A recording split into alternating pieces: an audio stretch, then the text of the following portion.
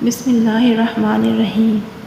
اللہ تبارک و تعالیٰ کے نام سے شروع جو بڑا مہربان اور نہایت رحم کرنے والا ہے۔ جب بھی کسی انسان کی موت واقع ہوتی ہے تو اس کی روح کو برزخ میں ڈال دیا جاتا ہے۔ جب تک قیامت قائم نہیں ہو جاتی ایک انسان کو دنیا میں 4 عالم میں رکھا جاتا ہے: عالم ارواح، عالم دنیا، عالم برزخ اور عالم آخرت۔ ایک عالم سے دوسرے عالم میں جانے کا سبب اور ہر عالم میں رہنے کی مدت مختلف ہے۔ مثلاً عالم ارواح سے عالم دنیا میں آنے کا سبب والدین ہے، پھر عالم دنیا سے عالم برزخ میں جانے کا سبب موت اور اس میں رہنے کی مدت قیامت تک ہے، اور عالم برزخ سے عالم آخرت میں جانے کا سبب حضرت اسرافیل کا سور پھونکنا ہے، یعنی دنیا اور آخرت کی زندگی کے بیچ کا وقت عالم برزخ ہے۔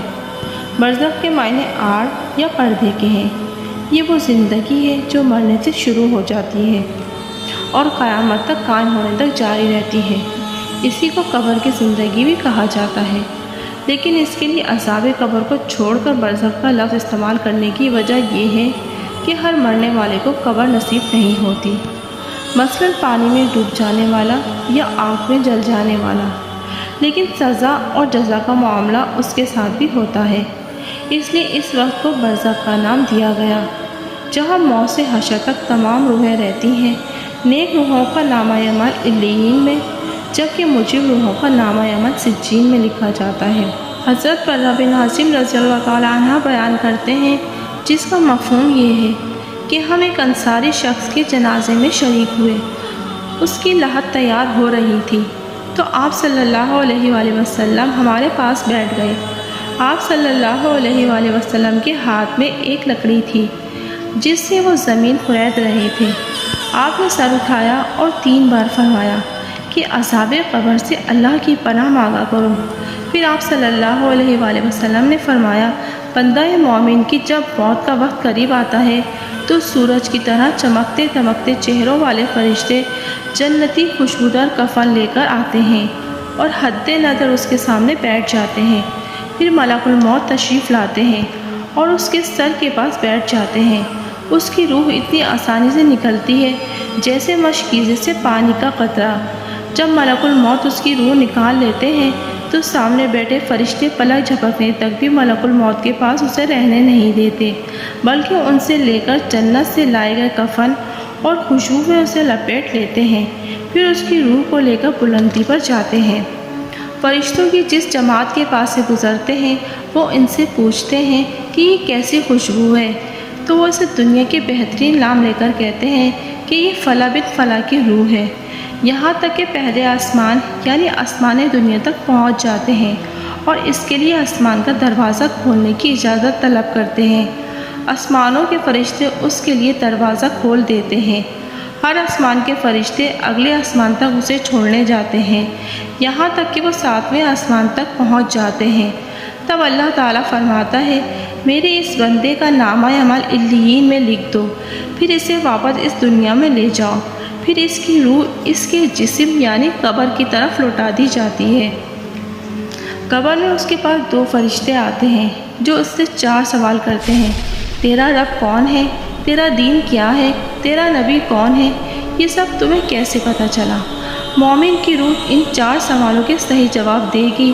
پھر آسمان سے آواز آتی ہے، میرے بندے نے سچ کہا، اس کے لیے جنتی بچھونا بچھا دو، اسے جنتی لباس پہنا دو اور اس کے لیے جنت کا دروازہ کھول دو، جہاں سے اسے ہوا کے جھونکے اور خوشبو آئے گی، اور حد نظر اس کی قبر کو کشادہ کر دیا جائے گا۔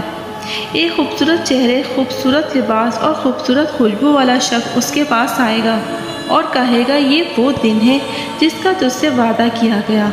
وہ کہے گا کہ تو کون ہے؟ تیرا چہرہ تو بھلائی والا ہے۔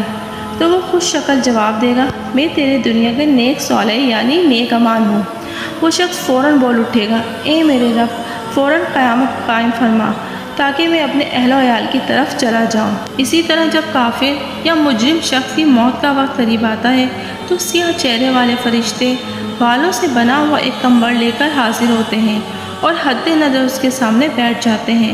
پھر ملک الموت آتا ہے، اس کے سر کے پاس بیٹھ جاتا ہے اور کہتا ہے اے خبیث روح، اللہ کی ناراضگی کی طرف چل۔ پھر وہ اس کی روح کو اس کے جسم میں سے ایسے کھینچتا ہے جیسے لوہے کی گرم سلاخ کو گیلے اون میں سے کھینچا جائے۔ پھر سامنے بیٹھے ہوئے فرشتے اسے پلک جھپکتے تک بھی اسے ملک الموت کے پاس نہیں رہنے دیتے۔ پھر اس کی روح کو لے کر بلندی پر جاتے ہیں اور فرشتوں کی جس جماعت کے پاس سے گزرتے ہیں وہ ان سے پوچھتے ہیں کہ یہ کیسی خبیث اور بدبو والی روح ہے، تو وہ اسے دنیا کے برے نام لے کر کہتے ہیں کہ یہ فلاں بن فلاں کی روح ہے، یہاں تک کہ پہلے آسمان تک پہنچ جاتے ہیں اور اس کے لیے آسمان کا دروازہ کھولنے کی درخواست کرتے ہیں، لیکن اس کے لیے آسمانوں کے دروازے نہیں کھلتے۔ تب اللہ تعالیٰ فرماتا ہے کہ اس کا نامہ اعمال سب سے نچلی زمین سجین میں لکھ دو۔ پھر اس کی روح کو زمین پر پٹکا جاتا ہے اور اس کی روح کو اس کے جسم میں لوٹا دیا جاتا ہے۔ پھر قبر میں اس کے پاس 2 فرشتے آتے ہیں جو منکر اور نکیر ہیں۔ وہ ان سے سوال کرتے ہیں تیرا رب کون ہے، تیرا دین کیا ہے اور تیرا نبی کون ہے؟ ان سب کے جواب میں وہ کہتا ہے ہائے افسوس، میں نہیں جانتا۔ پھر فرشتے کہیں گے یہ سب تم نے نہیں جاننے کی کوشش کی؟ پھر آسمان سے آواز آتی ہے میرے بندے نے جھوٹ بولا، اس لیے جہنم کا بچھونا بچھا دو اور اس کے لیے جہنم کا دروازہ کھول دو، جہاں سے اسے گرم ہوا آتی رہے گی، اور اس کی قبر کو اتنا تنگ کر دیا جائے گا کہ اس کی پسلیاں ایک دوسرے میں داخل ہو جائیں گی۔ اس کی قبر میں 99 اسدے مسلط کر دیے جائیں گے جو اسے قیامت تک ڈستے رہیں گے۔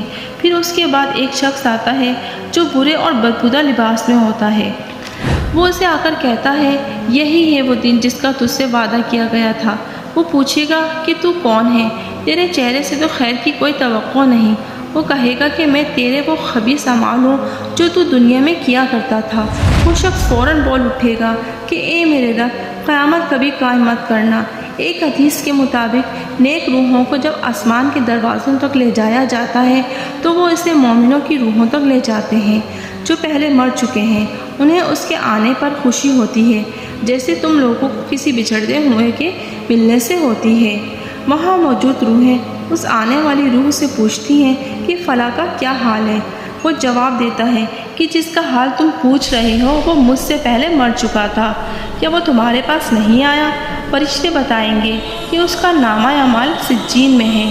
حضرت عثمان غنی نے فرمایا کہ میں نے نبی کریم صلی اللہ علیہ وآلہ وسلم کو کہتے سنا کہ قبر آخرت کی منزلوں میں سے پہلی منزل ہے، جو اس میں کامیاب ہو گیا اس کے لیے آخرت کے معاملات آسان ہو جائیں گے، اور جسے یہاں مشکل درپیش ہوئی اس کے لیے اگلی منزلیں بھی مشکل ترین ہوتی چلی جائیں گی۔ پھر آپ صلی اللہ علیہ وآلہ وسلم نے فرمایا میں نے قبر سے زیادہ سخت اور برا منظر کبھی نہیں دیکھا۔